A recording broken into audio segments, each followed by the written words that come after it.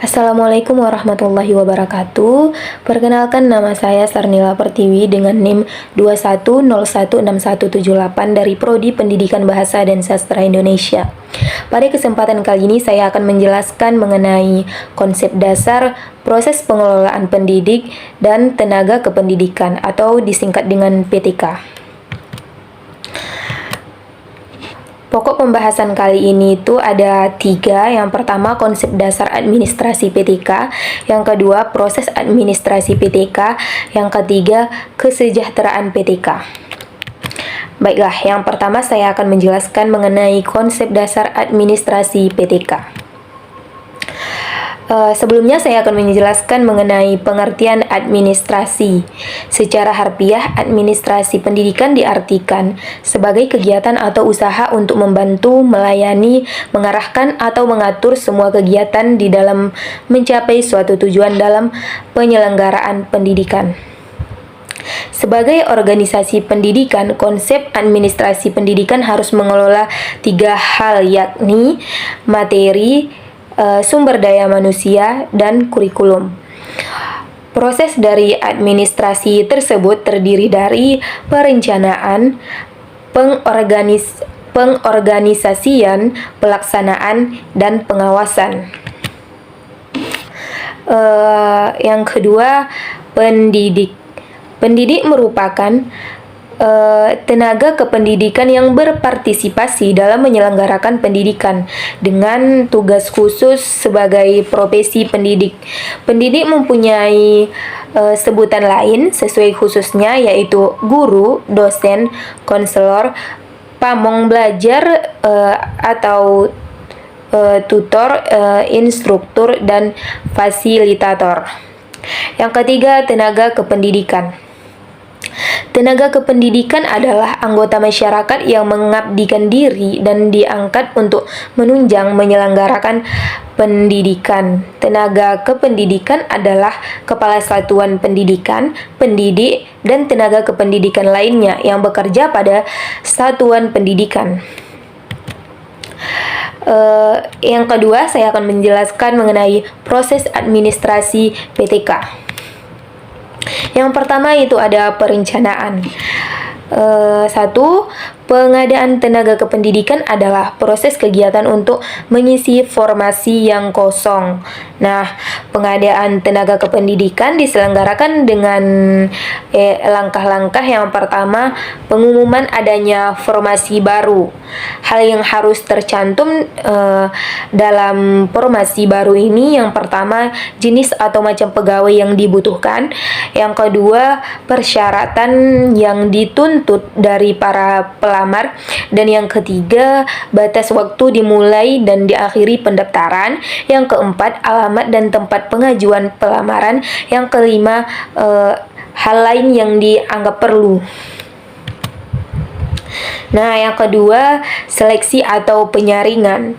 Dalam pengadaan tenaga kependidikan, penyaringan dilaksanakan melalui 3 tahap. Yang pertama itu penyaringan administratif, yang kedua penyaringan yang pertama penyaringan administratif. Penyaringan administratif dilaksanakan berupa pemeriksaan terhadap kelengkapan beserta lampirannya. Yang kedua, penyaringan administratif dilaksanakan berupa pemeriksaan terhadap kelengkapan beserta lampirannya. Dan yang ketiga, pemeriksaan medis atau kesehatan calon, baik dengan menunjukkan informasi kesehatannya maupun pemeriksaan yang dilakukan secara langsung oleh tim yang sengaja dibentuk. Nah, yang ketiga ada penempatan. Penempatan adalah proses penanganan pegawai baru yang sudah melaksanakan pendaftaran ulang untuk diberitahu pada bagian seksi mana mereka ditempatkan. Penetapan atau calon-calon yang diterima dapat diputuskan oleh atasan langsung atau oleh bagian personalia atau kepegawaian. Yang ketiga, saya akan menjelaskan mengenai kesejahteraan PTK. Yang pertama itu ada gaji, kemudian tunjangan, dan yang terakhir itu ada penghargaan. Nah, gaji di sini adalah hak yang diterima oleh guru atau dosen atas pekerjaannya dari satuan pendidikan dalam bentuk finansial secara berkala sesuai dengan peraturan perundang-undangan. Yang kedua itu ada tunjangan. Nah, tunjangan merupakan tambahan gaji yang diberikan kepada karyawan di luar gaji pokok. Pada prinsipnya, tunjangan merupakan hak dari setiap karyawan sebagai bentuk kompensasi atas pekerjaan yang telah dilakukannya. Yang ketiga ada penghargaan. Pemerintah memberikan sebuah penghargaan di institusi pendidikan terhadap guru, dosen, kepala sekolah, dan seluruh tenaga pendidik yang berpartisipasi. Tujuannya adalah untuk meningkatkan mutu pendidikan ke arah yang lebih baik.